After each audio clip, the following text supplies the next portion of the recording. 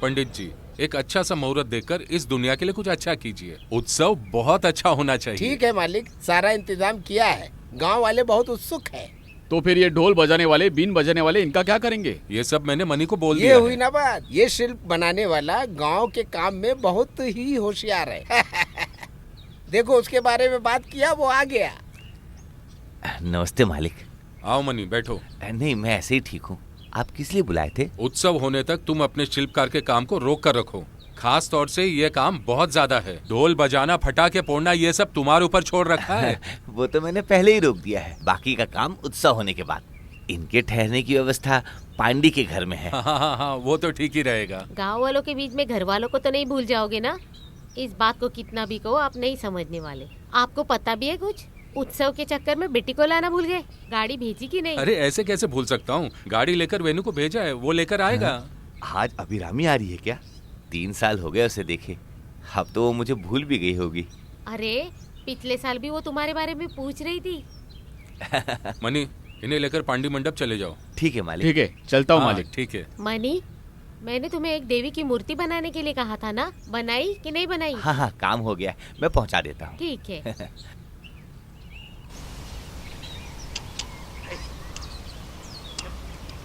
ओह, ओह, अरे ये कौन है? अरे मनी, अभिरामी, तुम्हें देखकर मैंने तो पहचाना ही नहीं। काम कैसा चल रहा है तुम्हारा? बस हम यहाँ किसी तरह गुजारा करते हैं। मनी, तुम तो बहुत बदल गए हो। वो तो धूप की वजह से। मुझे देखने के बाद गुंडे लग रहे हो। पुरानी आदतें छूट गई क्या? तुम कुछ भी कहो, पुरानी आदतों के बारे में अच्छा बोल रही हो ना, इतना काफी है। वैसे जरूरत के हिसाब से गुंडागिरी दिखाता हूँ। ये इस गाड़ी में कुछ खराबी है क्या? गाड़ी में कोई खराबी नहीं है मनी। अच्छा, तो इसकी उम्र हो गई है क्या? उम्र हो गई है, लेकिन थोड़ा देखभाल कम हो गया है। इस गाड़ी के ड्राइवर का स्वभाव भी ऐसा ही है, किसी भी काम के लायक नहीं है, नालायक। वैसे गाड़ी की देखभाल तो वेणु भाई आप ही कर रहे हैं ना? अरे तुम मेरे साथ मजाक कर रहे हो क्या? अरे ये सब कौन है? मुझे भूल गए क्या? तुम कब आने वाली हो? कल ही मैंने तुम्हारी माँ से पूछा था। अरे 3 साल हो गए मुझे गए हुए। एक खत तक तो तुम लोगों ने लिखा नहीं। बस इतनी हमारी दोस्ती है ना। क्या है कि ये सब छोड़ो, शाम को मिलोगी ना? शाम को मिलते। हाँ, पुरानी दोस्ती ये सब भूल गई है। कोई बदलाव नहीं है, सब वैसे के वैसे ही है। अभिरामी, हाँ? तुम मेरे साथ आ जाओ, मैं तुम्हें घर छोड़ देता हूँ। यहाँ पर तो कोई भी बदलाव नहीं है। पेड़, पौधे, इंसान। अरे वो हमारे पागल कुट्टू स्वामी का घर है। हाँ। कुट्टू स्वामी याद नहीं है क्या? अरे नारियल के पेड़ पर चढ़कर चिल्लाने वाला वही कुट्टू स्वामी ना? हाँ, वो पिछले महीने ही मर गया है। अरे बाप। सीधे चल। वैसे ही मंजड़ी में एक और पागल आ गया। उसे भी इसी तरह पेड़ पे चढ़ने की आदत है क्या? चल चुप रहो, बेकार में मजाक मत तुम्हारी उड़ाओ। कलाकारी बहुत अच्छी है, ऐसा माँ खत में लिखती थी।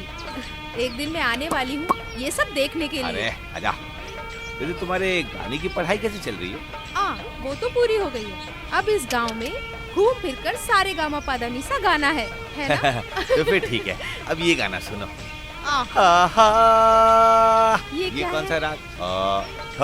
चल सीधे। रुक जा।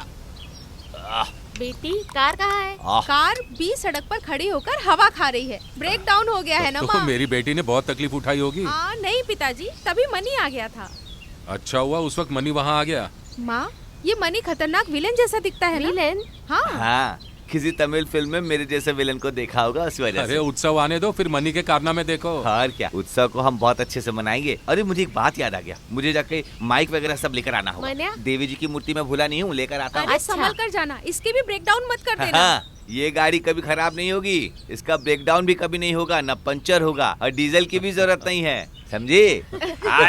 चल चलो बेटी। चलो बेटी अंदर। इसकी सेहत तो देखो, हॉस्टल में ठीक तरह से खाना भी नहीं खाती थी क्या? हाँ, इसीलिए ये पतली हो गई है। कॉलेज में गाना जो गा रही है ना, गाना गाने से शरीर तो पतला हो जाता है। अरे तुम पागलों जैसी बात मत करो। जय सुधा, जय श्री, एसपी बाला सुब्रमण्यम, चित्रा, ये सब गाने की वजह से पतले थोड़ी ना हुए। मजाक मत उड़ाइए।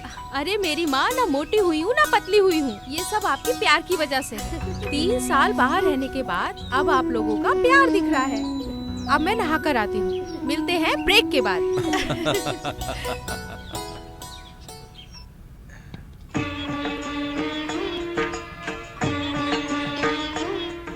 ये तो साक्षात दुर्गा देवी माँ है। मानना पड़ेगा, ये सच में एक असली शिल्पकार है। अभी तुम्हारा भी सर्टिफिकेट देना बाकी था।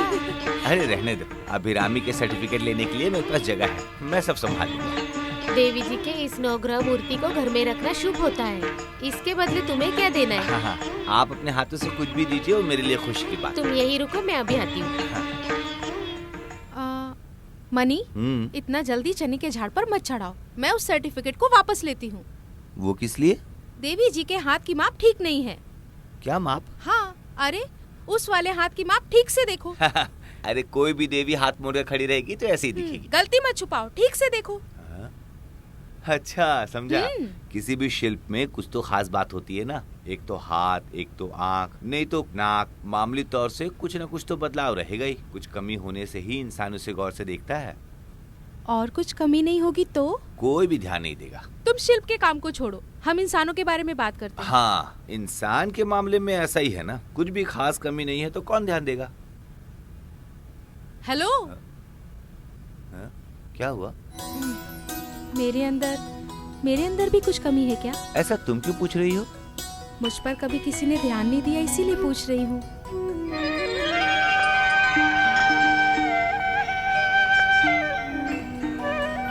मैं ध्यान देता हूँ ना।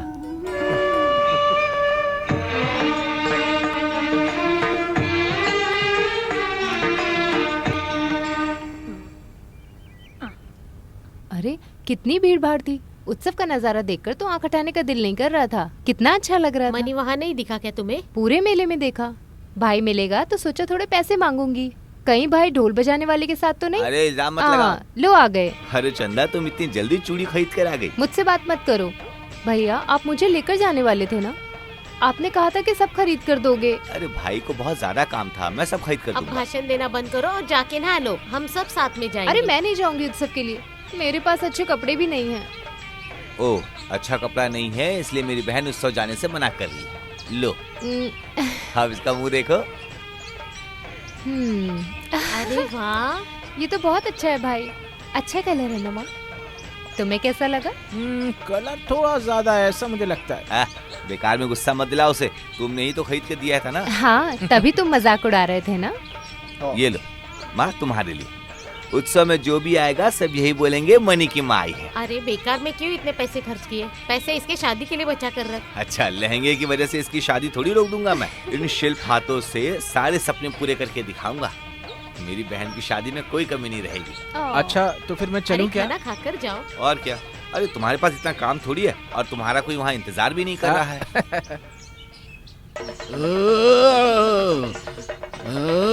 सबकी रक्षा करना है भगवान। स्वामी सबकी रक्षा करना है भगवान। आपातकाल से सभी को बचाना।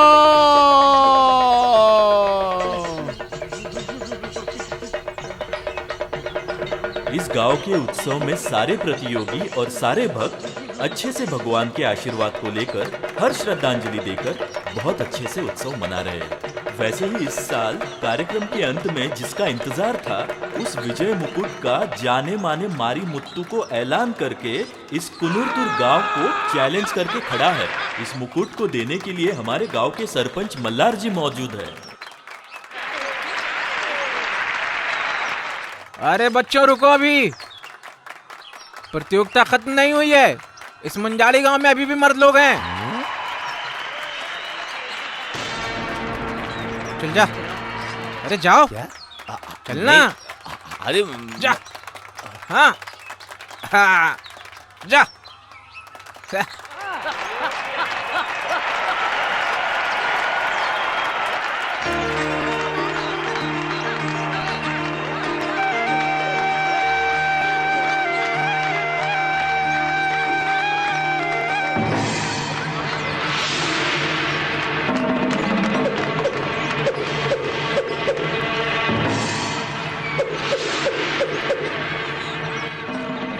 मनिया ये ले।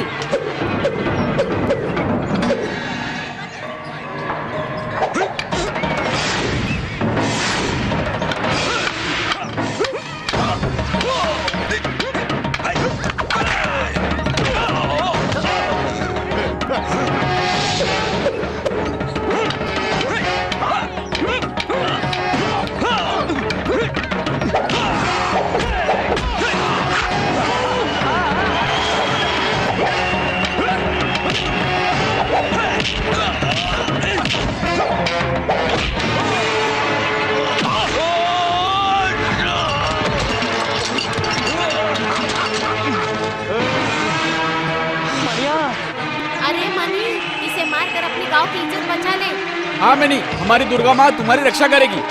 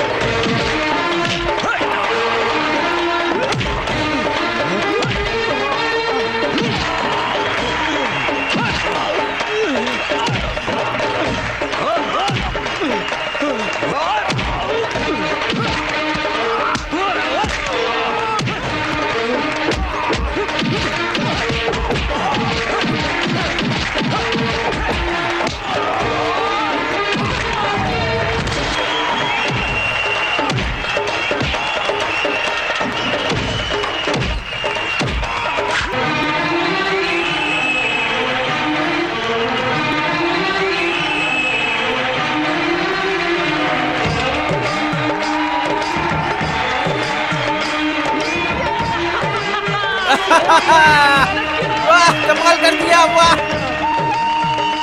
अरे खाओ। मुझे नहीं चाहिए। अरे क्या हुआ? गुस्सा तो ऐसे कर रही है जैसे किसी का खून हो गया हो। प्रतियोगिता के नाम पर इंसान कुछ भी कर रहे हैं। ये तुम क्या बोल रही हो? एक प्रतियोगिता के नाम से जीत पा लेना, इससे क्या फायदा होता है? बेकार में मारा मारी, ऐसा करने से क्या मिलता है? किसके बारे में बोल रही हो तुम? अरे मनी के बारे में। ओह, उसे कुछ भी हो, तेरा क्या? अरे वो, उसे जो देखेगा उसका क्या होगा? तुम्हें मिले या ना मिले, इसमें हमें क्या फायदा? अरे ये तो इंटरेस्टिंग है। अरे अपने रिश्तेदारों को तुम लोग ऐसा बोलोगे क्या? ऐसा लगता है वो इंसान इसका रिश्तेदार है। अरे तुम इतना क्यों सोच रही हो? उसे जरा सी खरोच क्या आई, तेरा चेहरा ही उतर अरे गया। चुप करो। अरे रुको जरा, हमें बोलने तुम लोग कुछ बोलो मत, मुझे कुछ नहीं सुनना।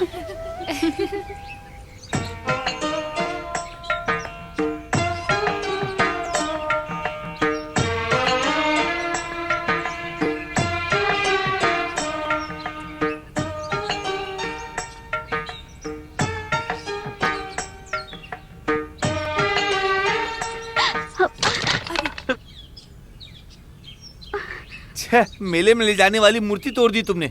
जानती हो मैंने कितनी मेहनत से बनाई थी ये मूर्ति। गाना गाने जितना ये मामूली काम नहीं है। तुम्हारे अंदर से बचपना गया ही नहीं अभी। मैं तुम्हें कुछ देना चाहती थी। तुम प्रतियोगिता जीते थे ना?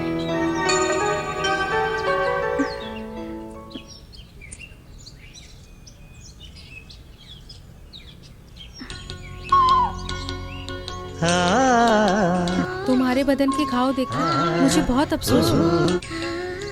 मैं चलती हूँ।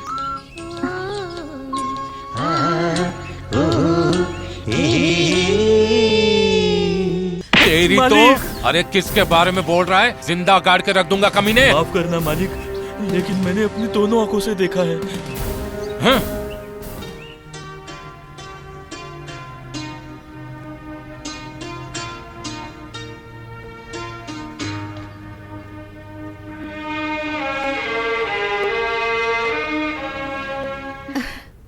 अरे उत्सव के दिन ग्राम पंचायत के सदस्य का इतना चेहरा क्यों उतरा हुआ है?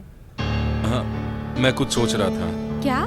बचपन में जब तुम मेरी उंगली पकड़ के मेरे साथ मंदिर जाया करती थी, उस वक्त तुम कम दाम वाली पुतली खरीदने की जिद किया करती थी। कीमती चीज तुम्हें नहीं पसंद थी बेटा। उस वक्त तुम जो कहती थी बेटा, मैं तुम्हें खरीद के दे देता था। पिताजी, आप ये सब अभी क्यों बोल रहे हैं? मेरी बेटी, तुम अभी भी बच्ची हो।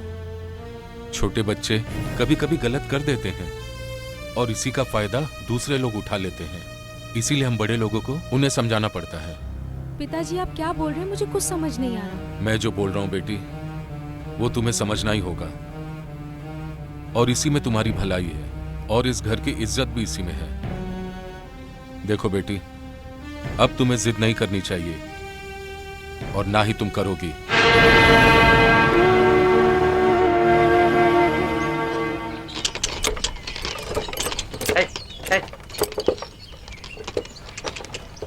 पंडित जी,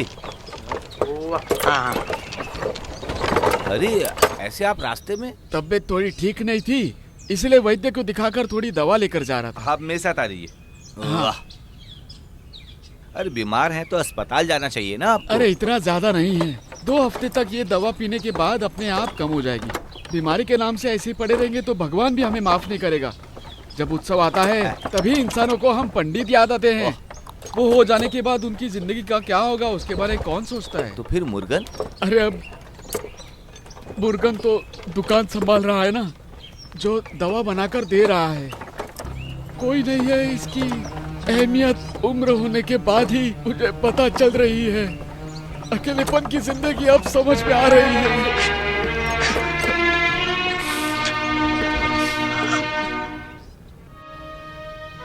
देखो सावित्री, मुझे सब कुछ पता होने के बाद भी मैंने अपनी बेटी से कुछ नहीं कहा। शायद ये मेरी ही गलती है, और मुझे इस बात का डर है कि हमारी बेटी कहीं हमारे हाथ से न निकल जाए। चाहे कितनी भी बड़ी परेशानी हो जाए, आपको दिल छोटा नहीं करना है। मैं आपकी परेशानी समझ रही हूँ। वो छोटी बच्ची है अभी, जिद थोड़ा ज्यादा करती है।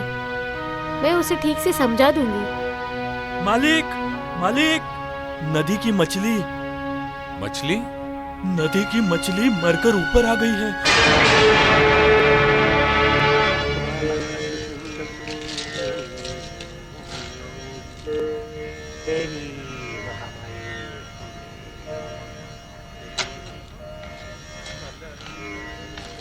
अष्टम में शनि और राहु और 2 नंबर पे केतु है, और 12वें में गुरु छुप कर खड़ा है। कोई भलाई का रूप नहीं है। बाकी इस संकट में गुरु राहु कोई बोलने जैसा नहीं है, सब दुर्घटना ही है। नदी पर एक खास तौर पर पूजा करनी होगी और उपवास भी रखना होगा। देवी की शांति के लिए हम कुछ भी करने के लिए तैयार हैं। क्या करना है बताइए। इसे पूरा करने वाला कौन है? अरे वो सब पूछने की जरूरत है क्या? इस परिवार में एक ही तो शख्स है, मुर्गन।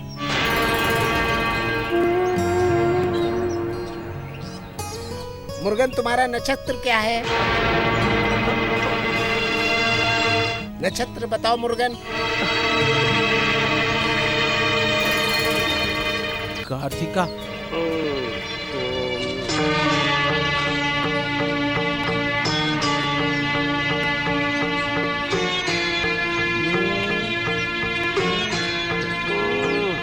कुछ ठीक नहीं लग रहा है। देवी मंजूरी नहीं देगी। जिनके पास प्यार नहीं है उनको स्वीकार नहीं करेगी।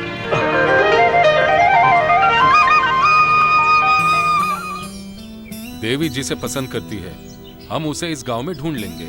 वो भी देखते हैं।